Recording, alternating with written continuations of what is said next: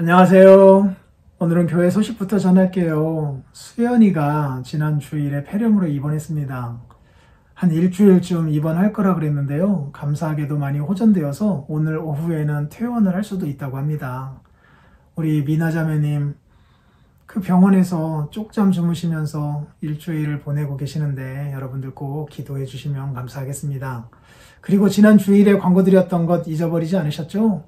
목양지원 위원회, 그 위원들을 우리들이 선출하고 있습니다. 자원자 및 그리고 추천자 여러분들 적극 참여해 주시면 감사하겠어요. 아직 한 사람도 문자를 보내지 않았습니다. 제 핸드폰으로 꼭 문자를 보내주시기 바랍니다. 오늘은 마태복음 15장을 살피려고 합니다. 예수님의 제자들이 손을 씻지 않고 뭔가를 먹었다고 종교 지도자들이 예수님을 비난하고 있습니다. 장로의 유전을 어겼다는 거예요. 구약의 율법보다도 더 엄격하게 그 율법을 지켜야 한다라고 하면서 거기다가 여러 가지의 조항들을 덧붙인 것이 장로의 유전들이거든요. 그걸 어겼대요. 정신은 잃어버리고 조항에만 매여 살아가는 모습을 보여줍니다. 그들을 향해 예수님이 일침을 가하셔요. 입으로 들어가는 것이 사람을 더럽히는 것이 아니라 입으로부터 나오는 것이 사람을 더럽게 한다. 입으로부터 나오는 게 뭔데요? 말이죠. 말은 어디서 나오는데요? 마음에서 나오잖아요. 그 마음에서 악한 생각, 미움, 살인, 간음 이런 것들이 나오게 되는 거잖아요. 교회 생활에서 어떤 외적인 조항을 이 복음의 정신보다도 더 중요하게 여기며 살아가서는 아니 되는구나 라고 하는 것을 가르쳐 줍니다. 그리고 수로보니게의 여인이 나와요. 오늘 본문에서는 가나안 여인이라고 하잖아요. 페니키아 지역의 사람입니다. 두로, 시돈, 저 북방 바닷가 쪽 사람이었어요. 이방인이었죠. 그런데 이 여인과 관련된 내용은 좀 특이합니다.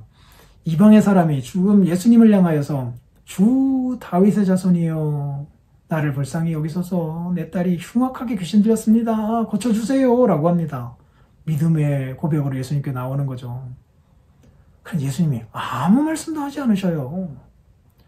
제자들은 한술 더 떠서 저 소리 지는 여자를 좀 멀리 보내라고 예수님한테 뭐라 하고 있습니다. 굴하지 아니하고 이 여인은 예수님께 붙듭니다. 그러자 예수님께서 비수를 꽂는 말씀을 하셔요. 나는 이스라엘의 집에 잃어버린 양 외에는 다른 데로 보내심을 받지 아니하였다.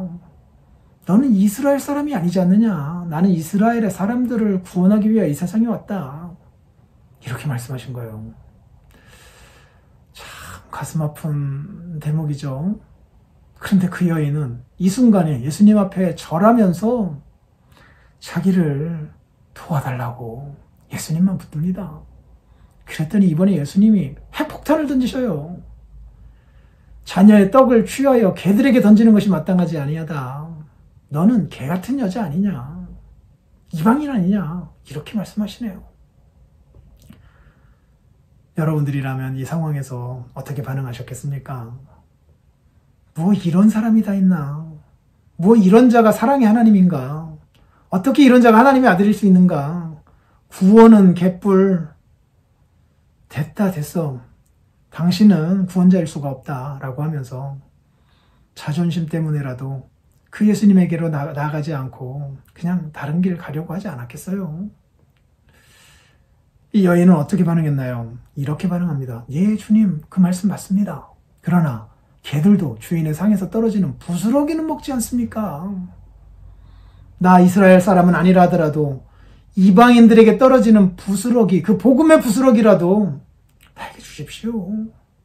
주님 이외에는 주실 수 있는 분이 없지 않습니까? 그래서 내 자존심이 문제가 아니라 나는 구원을 받아야 되겠습니다. 내 딸은 구원을 받아야 되겠습니다. 도와주십시오. 더 간절히 매달립니다. 그랬더니 예수님 뭐라고 말씀하셨는지 아셔요? 여자여, 네 믿음이 크도다. 내 소원대로 될지어다 라고 말씀하십니다. 구원을 받아요. 이 사건을 통하여서 예수님이 가르치시고자 하시는 바가 뭐예요? 이 여인을 향하여서는요, 평생에 이 사건이 얼마나 그 뇌리에 이렇게 잊어버릴 수 없는 것으로 남았겠습니까?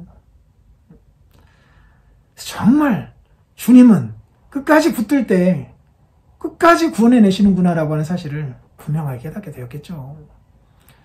주님의 시험에서 믿음으로 나아가는 자는 틀림없이 구원해 주신다라고 하는 사실을 평생 기억하면서 여러 가지 시험이 올 때마다 주님을 의지하며 더욱 간절히 주님을 붙드는 사람이 되었겠죠.